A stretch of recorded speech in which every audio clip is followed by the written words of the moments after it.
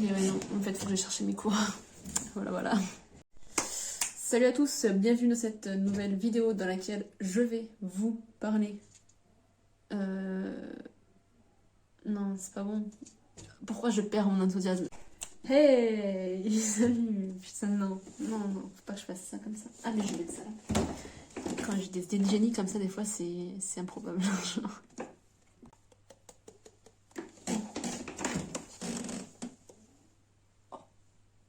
Ah oui, je crois qu'il s'était arrêté de pleuvoir. Ah mais non, laisse-moi vivre.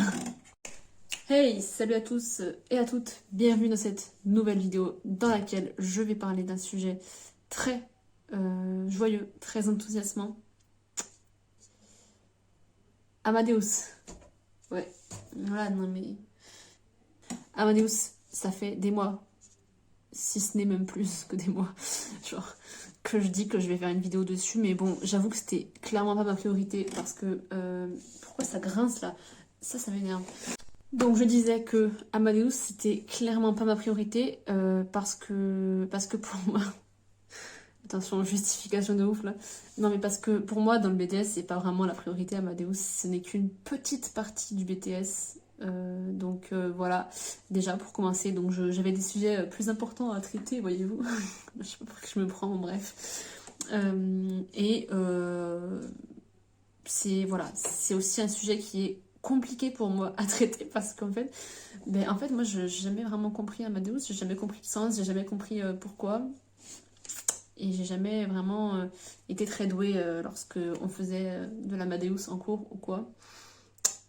Et puis même en fait à l'épreuve, hein, je crois que je l'avais dit dans la vidéo, mais où je parle des épreuves et tout, de mes ressentis. Mais très clairement, c'était 10 minutes de néant, j'ai rien réussi à faire quasiment. Donc heureusement que ce n'était que 10 minutes. Mais donc ouais, c'était pas un sujet que j'avais hâte de traiter en tout cas. Mais je sais pas, là j'ai eu une pulsion. Donc j'ai dit, allez, c'est parti. On va parler d'Amadeus comme ça. Ce sera fait et on passera à autre chose. Alors, je sais pas du tout comment je vais structurer la vidéo. Voilà, j'ai bugué. J'ai mes cours à côté là, sur Amadeus, pour essayer de voir un peu... de vous expliquer un peu, on va dire, un peu mieux que si j'avais pas mes cours, quoi. Donc, avant de rentrer dans le vif du sujet, je tiens à vous présenter mes excuses. Si vous entendez par pur hasard des bruits de fond, tout simplement, voilà, je suis pas toute seule chez moi, donc c'est pour ça. Donc on est parti. Je vais globalement m'appuyer sur ma petite feuille là pour vous présenter un peu ce qu'est Amadeus. Et puis, je pense qu'après, j'essaierai de simplement vous expliquer comment ça s'est passé pour moi, pour en gros étudier un peu, s'entraîner tout ça sur Amadeus pendant les cours, comment on procédait, tout ça, et en gros, un peu qu'est-ce qu'on attend en fait de nous à l'épreuve, etc. sur Amadeus, quoi.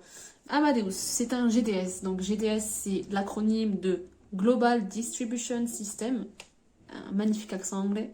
Donc en gros en français, on peut traduire ça comme étant un système de réservation de prestations et produits touristiques. Donc c'est un peu une plateforme, un peu un logiciel, on peut appeler ça. Donc le premier GDS mondial, parce qu'il y en a plusieurs GDS qui existent, qui permettent de faire ce genre de choses. Et donc Amadeus c'est le premier au niveau mondial.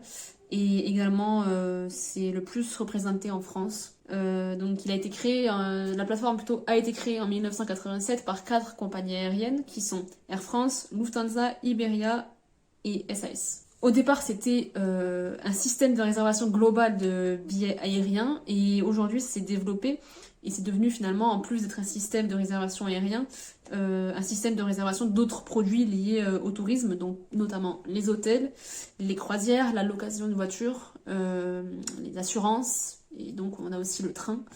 Voilà, donc vraiment un peu tout ce qui touche au tourisme, quoi. Nous, la partie qui va nous intéresser concernant le BTS Tourisme à étudier, ça va être la partie des réservations de billets aériens et des réservations de billets de train. C'est quelque chose qui est utilisé en fait tous les jours par les agences de voyage, etc. pour réserver des billets à leurs clients, par exemple. Donc voilà, c'est un truc que si on veut travailler en agence de voyage, voilà, c'est intéressant de travailler dessus. En revanche, si on veut pas travailler en agence de voyage, c'est un peu... c'est intéressant, hein, mais c'est un peu inutile, quoi. Donc voilà. Voilà pour ce qui est de la partie présentation. Alors, pour commencer, pendant les cours, quand on travaillait sur Amadeus, du coup, en fait, notre prof tout simplement nous distribuait des leçons, en fait. Donc, il me semble que au total, dans les 2 ans, on a eu peut-être 6 ou 7 leçons qui à chaque fois étaient ciblées sur quelque chose de précis. Donc voilà, en fait, ben, on fonctionnait par étapes un peu pour aborder un peu le logiciel d'une manière un peu plus, je veux dire, tranquille, quoi. Ça nous permettait de nous axer sur un truc bien précis du logiciel. Et on pouvait donc travailler dessus à travers des exercices, etc., un peu d'application, quoi. Et d'ailleurs, pour ceux qui se demanderaient, concernant l'accès à Amadeus, en gros, mon établissement, pour accéder à Amadeus, parce que, comme je vous ai dit, en fait, enfin, je sais plus si je vous l'ai dit, mais en gros, bah, c'est un logiciel qui est utilisé par les agences de voyage en temps réel, tous les jours. Donc ben voilà, pour travailler dessus, il faut un accès spécifique. C'est-à-dire qu'on peut pas avoir un accès au même, exactement au même logiciel et venir en fait ben, s'incruster dans le travail des personnes qui travaillent en agence de voyage et qui ont vraiment besoin pour de vrai, de réserver des billets, ce genre de choses. Donc, on a un accès, enfin, en fait, ça s'appelle le mode école, en fait. Et donc, pour pouvoir avoir cet accès, il faut payer. Et donc, mon établissement a payé, en gros, pour avoir 12 sessions, il me semble, qu'on puisse accéder, en fait, à partir de 12 ordinateurs, on puisse accéder voilà, à Amadeus. Donc, on travaillait souvent par deux sur un ordinateur et voilà, on alternait, etc. Donc, pour continuer, voilà, donc on faisait des exercices, du coup, comme je vous ai dit, d'application un peu pour travailler certains axes précis du logiciel. Il faut savoir que ce qui rend, on va dire, un peu compliqué Amadeus, c'est le fait qu'on travaille dessus en mode crypté. Parce que, je m'explique, il y a 2 modes qui existent sur Amadeus. Donc il y a le mode graphique et le mode crypté.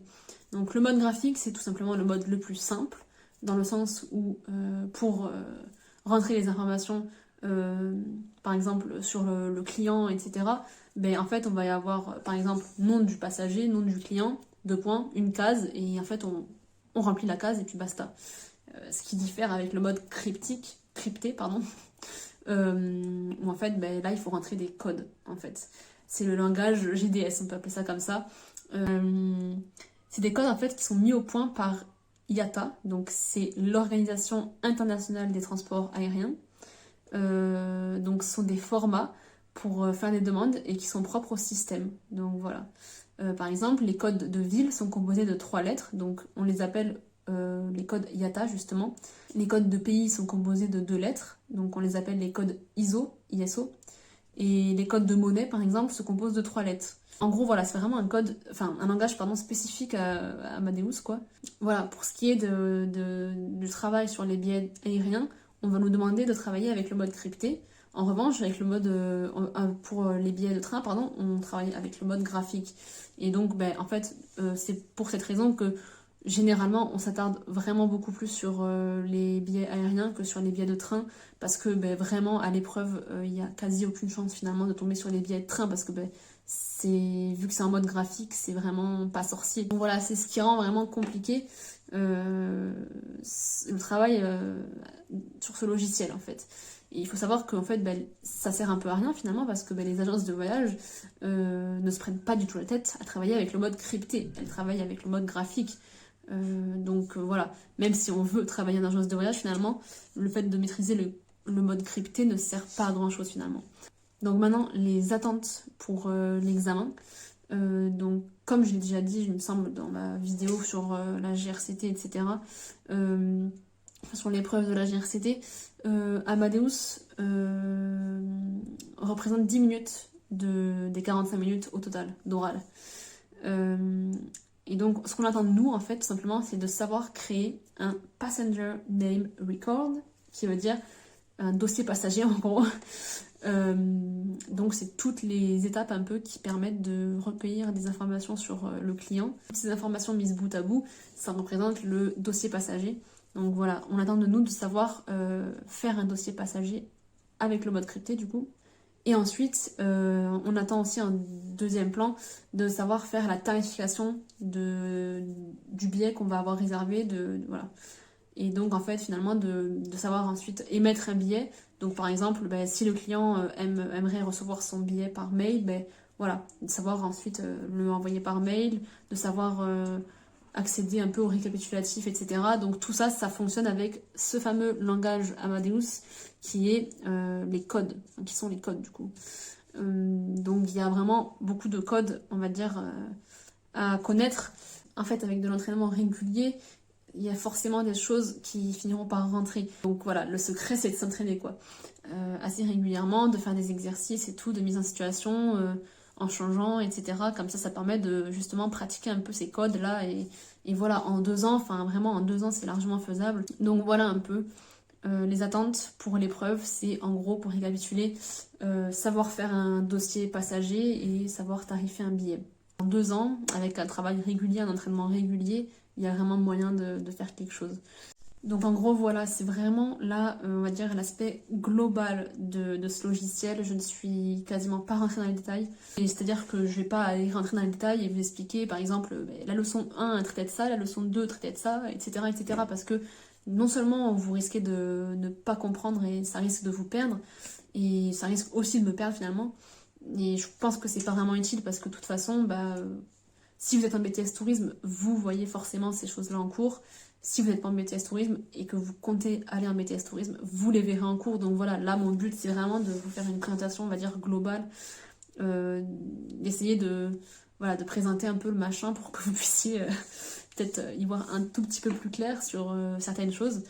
J'espère que ça fait le taf.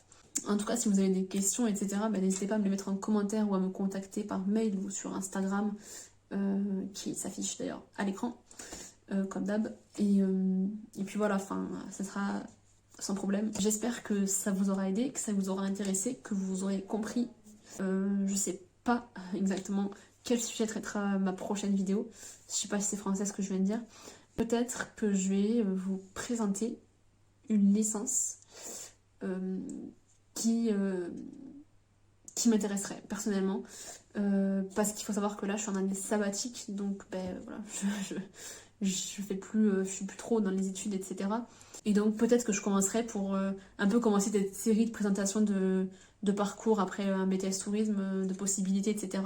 Je commencerai peut-être par cette licence parce que voilà, c'est celle qui, on va dire, me concerne, entre guillemets, parce que c'est celle qui m'intéresserait. Et après, voilà, pour le reste, je garde ça en tête et je sais pas quand, mais ça finira par sortir, vous inquiétez pas. Il y aura d'autres vidéos qui parleront d'autres licences, d'autres parcours, etc. Mais c'est pas pour tout de suite. Voilà.